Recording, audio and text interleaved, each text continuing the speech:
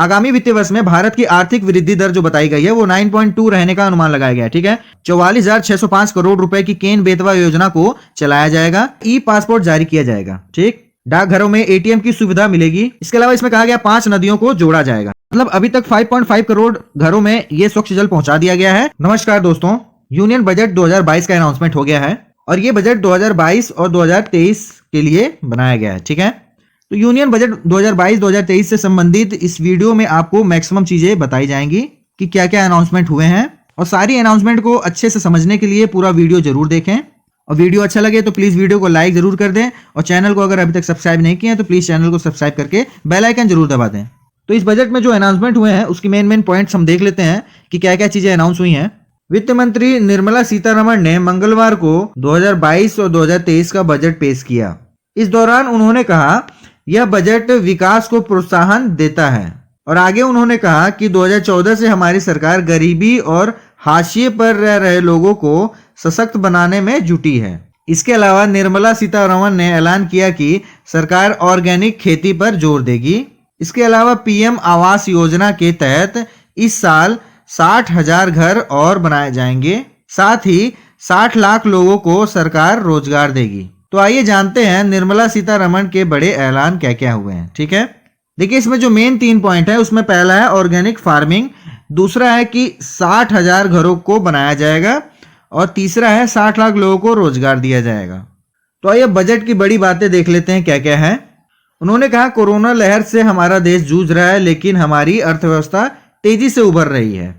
आगामी वित्तीय वर्ष में भारत की आर्थिक वृद्धि दर जो बताई गई है वो 9.2 रहने का अनुमान लगाया गया है। ठीक है, देखिए ये क्वेश्चंस में पूछ सकता है कि इस बजट में कितना प्रतिशत अर्थव्यवस्था बढ़ने की, ठीक है, आर्थिक वृद्धि दर जो है वो बढ़ने का अनुमान लगाया गया है, तो 9.2%। ठीक, LIC के जल्द IPO आने की उम्मीद है। ठीक है, बहुत दिनों से इसका इंतजार किया जा रहा है। इसके अलावा इन्होंने कहा 25 साल की बुनियाद का बजट है। ठीक है, ये बजट जो है वो 25 साल की बुनियाद का है। ठीक है, ये फाउंडेशन का काम करेगा ये बजट। ठीक है, और इसमें कहा गया है 60 लाख नौकरियां सृजित की जाएंगी। ठीक है, अब देखिए कहा तो गया है इसमें 60 लाख नौकरियां सृजित की जाएंगी, लेकिन अब देखिए इन्होंने बोल दिया 25 साल का बुनियादी बजट है, तो कल को ये बोल सकते हैं कि 25 साल में हमने 60 लाख नौकरियों की बात की थी। तो वो किसी भी क्षेत्र में हो सकता है। ठीक है, सरकारी क्षेत्र में हो सकता है और प्राइवेट सेक्टर में भी हो सकता है। इसके अलावा इसमें कहा गया 5 नदियों को जोड़ा जाएगा। महिला शक्ति के लिए 3 नई योजनाएं लाई जाएंगी। ठीक है, अगला है ई पासपोर्ट जारी किया जाएगा। ठीक, डाकघरों में एटीएम की सुविधा मिलेगी। नई कंपनियों के रजिस्ट्रेशन के नियमों को लेकर बदलाव किए जा रहे हैं। अब कंपनियों के रजिस्ट्रेशन तेजी से हो पाएंगे। 1486 कानूनों के निरस्त होने के बाद अब ease of doing business 2.0 launch किया जाएगा। 44,605 करोड़ रुपए की केन बेतवा योजना को चलाया जाएगा। इससे 9.0 लाख हेक्टेयर कृषि भूमि को सिंचाई का लाभ मिलेगा। इसके अलावा 62 लाख लोगों को पेयजल और 103 मेगावाट हाइड्रो पावर और 27 मेगावाट सोलर पावर ऊर्जा का उत्पादन होगा। तो ये जो केन बेतवा योजना है जिसपे 44,605 करोड़ रुपए खर्च किए जाएंगे, तो उनसे क्या क्या चीजें लाभ मिलेंगी वो यहाँ पे बताया गया है। अब आइए देख लेते हैं टैक्स से संबंधित क्या ऐलान हुए हैं। देखिए इनकम टैक्स के जो स्लैब है उसमें कोई बदलाव नहीं हुआ है। ठीक है, बड़ी बात है, क्योंकि देखिए जो अभी कोविड पैंडेमिक चल रहा है इसकी वजह से सरकार को पैसे की जरूरत पड़ेगी, लेकिन उसके बावजूद इन्होंने आपका इनकम टैक्स का जो स्लैब है उसमें कोई बदलाव नहीं किया है। अब देखिए इसमें एक अलग चीज जोड़ी गई है, आरटीआर में गड़बड़ी होने पर 2 साल तक आप उसमें सुधार कर सकते हैं। यानी कि समझ लीजिए कि अगर आपसे कोई गलती हो गई है आरटीआर भरने में, तो 2 साल तक आप पे कोई कार्रवाई नहीं होगी, आप तब तक उसमें सुधार कर सकते हैं। दिव्यांग के माता पिता को यहाँ पे टैक्स में छूट का प्रावधान है। नेक्स्ट है एनपीएस में योगदान 14% तक हो सकेगा। कर्मचारियों की पेंशन में टैक्स पर छूट दी जाएगी। स्टार्टअप को मार्च 2023 तक टैक्स इंसेंटिव कर दिया जाएगा।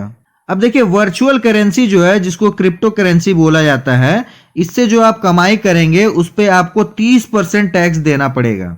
ठीक है, अब देखिए इसमें एक चीज और जुड़ी गई है, क्रिप्टो करेंसी में अगर आपको घाटा होता है उसके बावजूद आपको टैक्स देना होगा। देखिए कॉर्पोरेट सरचार्ज जो है उसको 12% से घटा करके 7% किया जाएगा। तरासे और पॉलिश किए गए हीरो पर सीमा शुल्क जो है वो 5% कम किया जाएगा।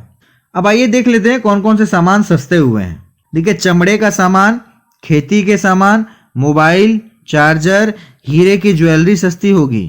और ये सस्ती इसलिए हो रही है क्योंकि इस पे जो कस्टम ड्यूटी है वो सरकार घटाने जा रही है। ठीक है, अब देखिए यहाँ पे है डिजिटल रुपया लॉन्च करेगा आरबीआई। तो देखिए रिजर्व बैंक ऑफ इंडिया 2022 और 2023 में डिजिटल रुपया, ठीक है, डिजिटल रुपीज लॉन्च करने जा रही है। इसे ब्लॉकचेन और अन्य तकनीकों पर इस्तेमाल करके जारी किया जाएगा। वित्त मंत्री के मुताबिक इससे अर्थव्यवस्था को बड़ी मजबूती मिलेगी। नेक्स्ट हेडिंग है हमारा 80 लाख घर और 3.8 करोड़ घरों में स्वच्छ जल का ऐलान किया गया है। ग्रामीण और शहरी क्षेत्र में 60,000 घरों की पीएम आवास योजना के लाभार्थियों के रूप में पहचान की जाएगी।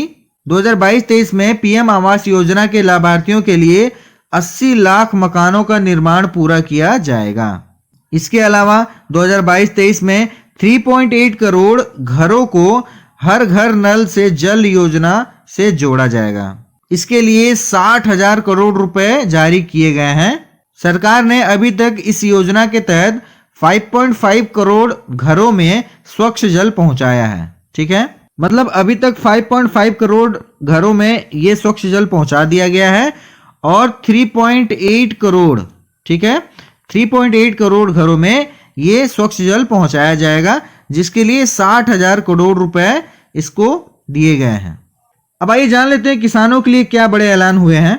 कहा गया है एमएसपी पर रिकॉर्ड खरीदारी की जाएगी। ठीक है, अब देखिए एमएसपी कितने निर्धारित होती है और कितनी रिकॉर्ड खरीदारी की जाती है ये तो अब समय बताएगा। ठीक है, अब देखिए साल 2023 को मोटा अनाज वर्ष घोषित किया गया है। ठीक है, अच्छा क्वेश्चन है, ये क्वेश्चन पूछा जा सकता है। ठीक, तिलहनों के उत्पादन को बढ़ाने की दिशा में काम करेगी सरकार। ठीक है, तिलहनों के उत्पादन को बढ़ाने की दिशा में काम करेगी सरकार, ताकि जो हम आयात करते हैं उस पर हमारी निर्भरता कम हो सके।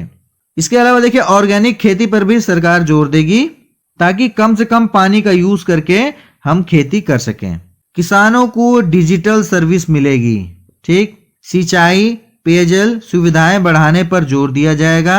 गंगा नदी के किनारे 5 किलोमीटर चौड़े गलियारों में किसानों की जमीन पर फोकस के साथ पूरे देश में रासायनिक मुक्त प्राकृतिक खेती को बढ़ावा दिया जाएगा। रेलवे छोटे किसानों और उद्यमों के लिए कुशल लॉजिस्टिक विकसित करेगा। स्थानीय उत्पाद को सप्लाई चेन बढ़ाने के लिए एक स्टेशन एक उत्पाद योजना शुरू की जाएगी। ठीक है, तो इसके तहत देखिए एक स्टेशन एक उत्पाद योजना शुरू की जाएगी। इसमें ये क्वेश्चन पूछ सकता है। एग्री यूनिवर्सिटी को बढ़ावा मिलेगा। एग्रीकल्चर से संबंधित जो यूनिवर्सिटीज होती हैं उसको बढ़ावा मिलेगा। खेती में मदद करेगा ड्रोन। ठीक है, इसमें ड्रोन की मदद से खेती में मदद ली जाएगी। किसानों की आय को बढ़ाने के लिए पीपीपी मोड में योजना शुरू की जाएगी। अब आइए देख लेते हैं परिवहन सुविधा में सुधार के लिए कौन कौन से बड़े ऐलान किए गए हैं। अब देखिए 3 साल में 400 नई पीढ़ी की वंदे भारत ट्रेनें चलाई जाएंगी। ठीक है, 3 साल में 400 नई वंदे भारत ट्रेनें चलेंगी। 1 साल में 25,000 किलोमीटर हाईवे विस्तार पर 20,000 करोड़ रुपए खर्च होंगे। ठीक है, ये क्वेश्चंस आ सकते हैं कि 1 साल में कितने किलोमीटर हाईवे बनाने की योजना है और उस पर कितना खर्च किया जा रहा है। 8 नई रोपवे का निर्माण किया जाएगा। अगले 3 सालों में 100 पीएम गति शक्ति कार्गो टर्मिनल विकसित किए जाएंगे। 1 क्लास 1 टीवी चैनल का विस्तार होगा। देखिए पीएम ई विद्या प्रोग्राम के तहत 1 क्लास 1 टीवी चैनल का विस्तार होगा। इसके तहत 12 से 200 टीवी चैनलों तक विस्तार किया जाएगा। सभी राज्यों में 1 से 12 साल के बच्चों को उनकी भाषा में शिक्षा मिल सकेगी, इसका उपाय किया जाएगा। तो आपको ये वीडियो कैसा लगा प्लीज कमेंट करके जरूर बताएं, और अगर ये वीडियो अच्छा लगा हो तो प्लीज वीडियो को लाइक जरूर कर दें, और चैनल को आपने अभी तक सब्सक्राइब नहीं किया है तो प्लीज चैनल को सब्सक्राइब करके बेल आइकन जरूर दबा दें, ताकि मेरा जो भी नोटिफिकेशन इससे बाद आएगा, जो भी वीडियो मैं अपलोड करूंगा उसका नोटिफिकेशन आपको टाइम टू टाइम मिलता रहे। पूरा वीडियो देखने के लिए धन्यवाद।